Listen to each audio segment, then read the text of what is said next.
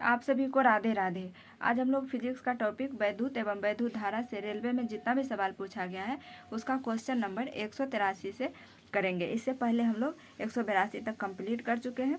अगर आप topic Y PYQ करना चाहते हैं तो आप प्ले लिस्ट से जाकर देख सकते हैं। आज का पहला सवाल है 183 नंबर कहता है एक सुचालक में से 2A की विद्युत का प्रवाह होता है जिसके दोनों अंत 4 वोल्ट की गतिज ऊर्जा पर है। सुचालक की प्रतिरोधकता होगी। आंसर हो जाएगा ऑप्शन सी 2 ओम। अगला सवाल है 184 नंबर कहता है कि कौन सा नियम किसी धात्विक तार में से प्रवाहित होने वाली धारा और उसके सिरों के विभवांतर के बीच का संबंध बताता है। आंसर हो जाएगा ऑप्शन ए ओम का नियम। अगला सवाल है 185 नंबर कहता है कि कौन सा घटक एक चालक के प्रतिरोध को प्रभावित नहीं करता है। आंसर हो जाएगा ऑप्शन बी दबाव। अगला सवाल है 186 नंबर कहता है एक डिजिटल परिपथ में काउंटर प्रयोग होता है। डैश जो काउंट करता है वह बहुत सारे क्लास पल्स को जो कि निवेश परिपथ पर दिया जाता है। काउंटर का प्रयोग डैश एक बेसिक में किया जाता है। खाली स्थान को भरिए।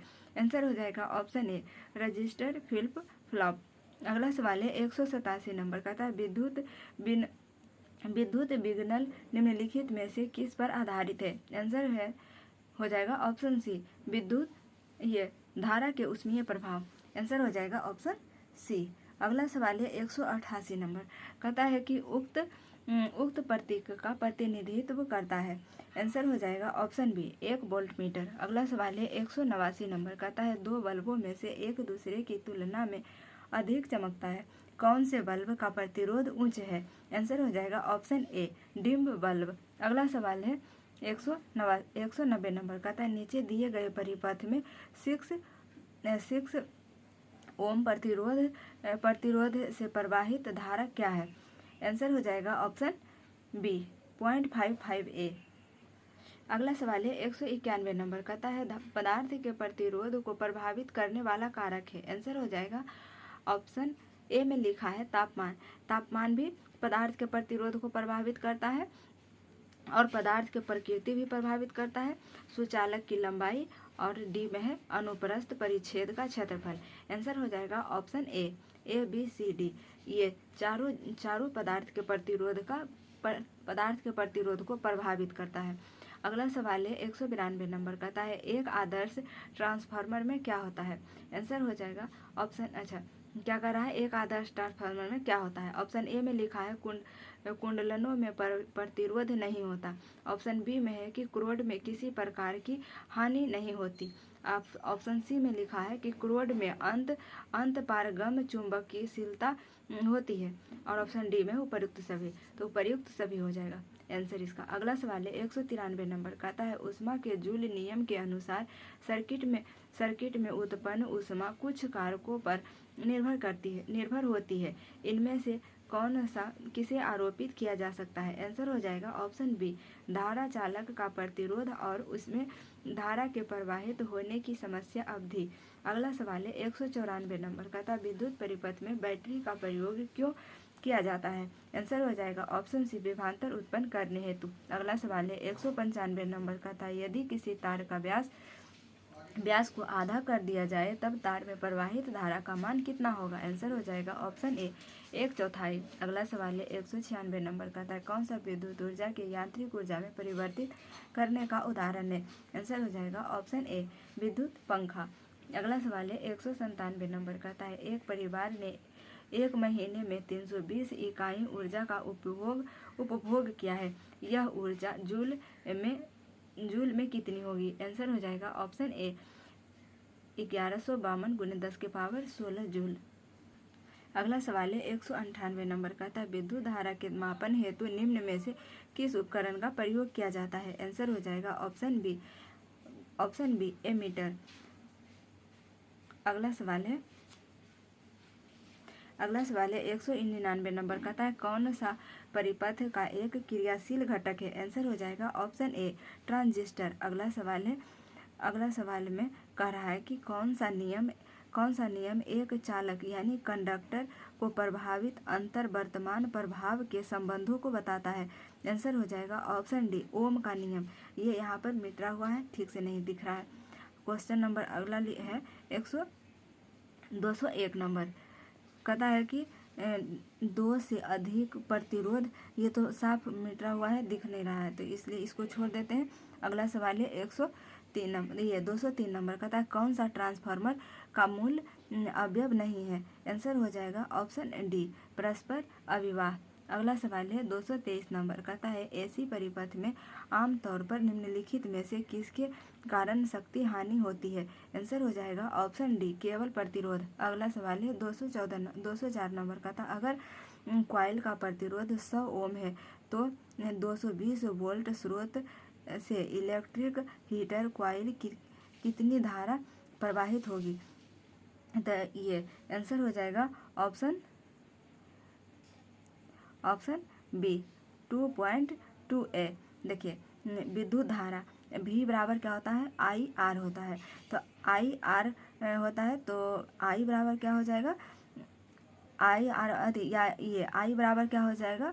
V बटा आर हो जाएगा। तो V दिया हुआ 220 वोल्ट और आर दिया हुआ है, और धारा को मापते हैं क्या चीज़ से? करंट से मापते हैं, यानी करंट को एम्पियर से मापते हैं। तो इसका जब इसको इससे डिवाइड करेंगे तो आंसर आ जाएगा ऑप्शन बी, 2.2 एम्पियर। अगला सवाल है 205 नंबर। कहता है कि व्हीट स्टोन ब्रिज का प्रयोग किसके मापन के लिए किया जाता है? आंसर हो जाएगा ऑप्शन डी, प्रतिरोधों का मान। अगला सवाल है प्रतिरोध मानों को। अगला सवाल है 206 नंबर। कहता है यदि कॉइल का प्रतिरोध 750 ओम है तो 220 वोल्ट स्रोत से इलेक्ट्रिक हीटर कॉइल में कितनी धारा प्रवाहित होगी? आंसर हो जाएगा ऑप्शन ए, 0.29 एम्पियर। अगला सवाल है 207 नंबर। का ट्रांसफार्मर डैश को रूपांतरित करता है? आंसर हो जाएगा ऑप्शन डी, धारा एवं वोल्टेज दोनों को। अगला सवाल है 208 नंबर। कहता है कि यदि समान प्रतिरोध की 2 आवेशित चार्ज वस्तुओं को एक तार से जोड़ा जाता है तो क्या होगा? आंसर हो जाएगा ऑप्शन सी, बिजली प्रवाहित नहीं होगी। अगला सवाल है 209 नंबर। कहता है यदि 2 या 2 से अधिक प्रतिरोधों को एक दूसरे के साथ क्रमवार जोड़ा जाता है तो वे डैश जुड़े होते हैं? आंसर हो जाएगा ऑप्शन सी, श्रेणी क्रम में। अगला सवाल है 210 नंबर। कहता है एक विद्युत उपकरण 1 सेकेंड में 1000 जूल ऊर्जा की खपत करता है। यदि यह 1 घंटा चलता है तो इसके द्वारा खपत की गई बिजली की मात्रा क्या होगी? आंसर हो जाएगा ऑप्शन डी, 1 इकाई बिजली की खपत करेगा, अर्थात 1 किलोवाट घंटा विद्युत। अगला सवाल है 211 नंबर। कहता है बिजली को मोटर डैश में रूपांतरित करता है? बिजली का जो मोटर है किस में रूपांतरित करता है? विद्युत ऊर्जा को यांत्रिक ऊर्जा में रूपांतरित करता है। और डायनेमो जो है इसका जस्ट उल्टा होता है, यांत्रिक ऊर्जा को विद्युत ऊर्जा में रूपांतरित करता है। यह लिखा हुआ भी है ऑप्शन ए में कि यांत्रिक ऊर्जा को विद्युत ऊर्जा में कौन रूपांतरित करता है, तो यहाँ आंसर डायनेमो हो जाएगा। और विद्युत ऊर्जा को यांत्रिक ऊर्जा में रूपांतरित करता है मोटर।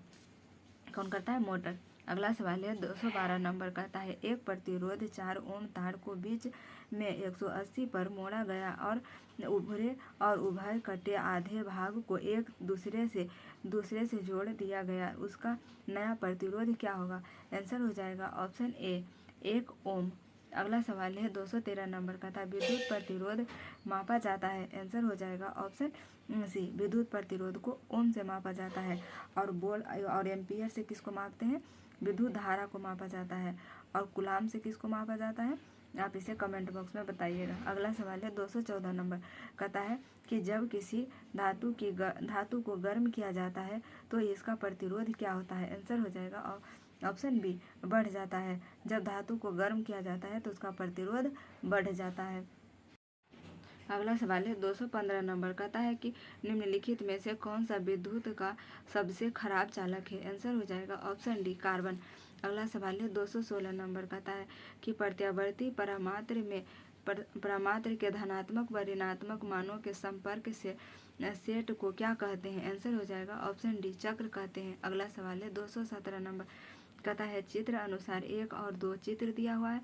करंट ले रहे कंडक्टरों के बीच की दूरी डी बैरिड है। निम्नलिखित में से कौन सा ग्राफ कंडक्टर्स के बीच के फोर्स तथा 1/d के बीच के वेरिएशन का सही प्रदर्शन करता है? आंसर हो जाएगा ऑप्शन ए। ऑप्शन ए में। अगला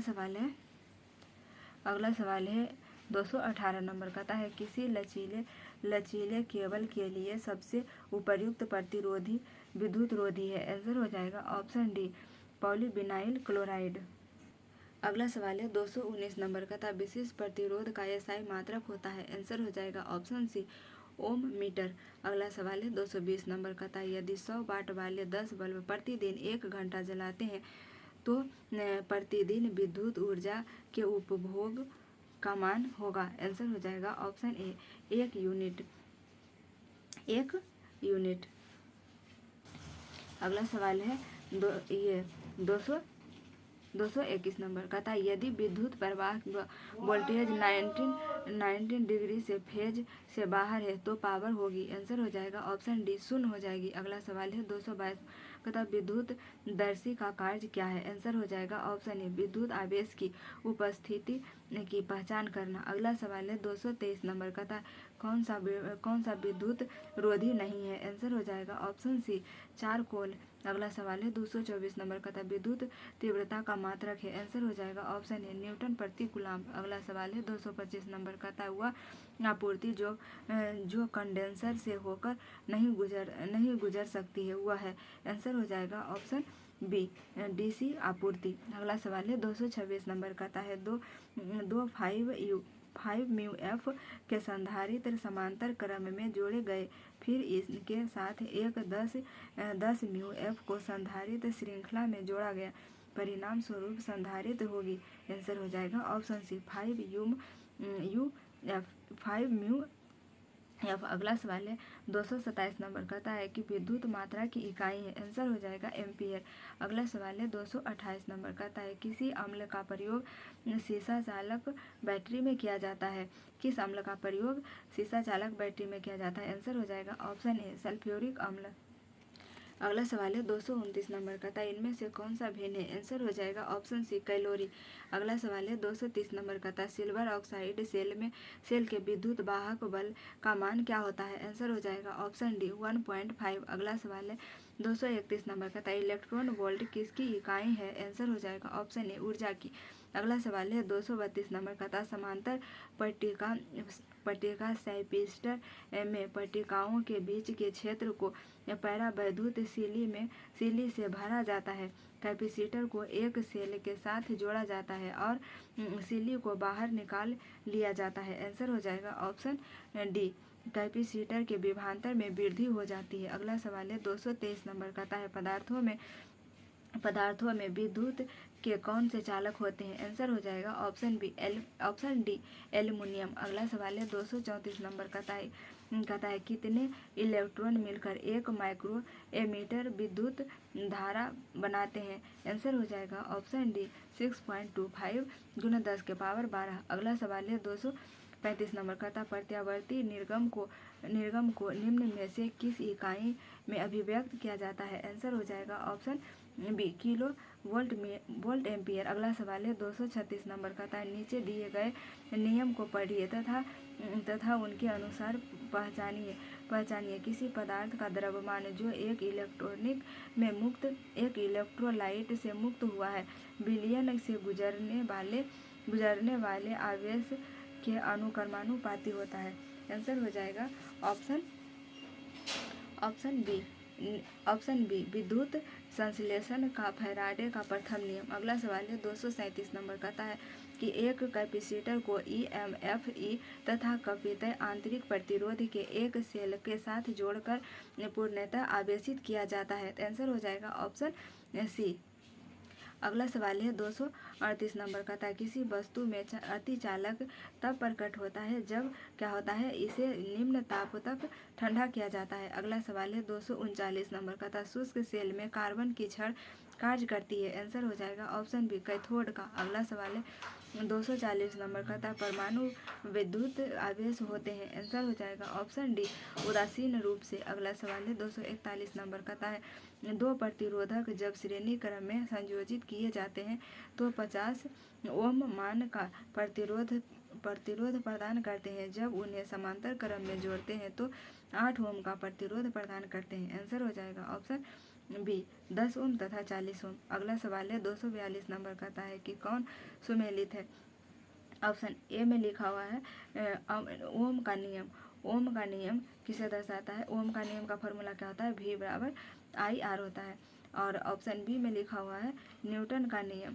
न्यूटन का नियम होता है F बराबर MA। और ऑप्शन सी में लिखा हुआ है आइंस्टीन का नियम। आइंस्टीन का नियम हो जाएगा E बराबर mc²। हमारा आंसर हो जाएगा ऑप्शन सी। तो आज यहीं तक करेंगे। मिलेंगे नेक्स्ट क्लास में। जय हिंद।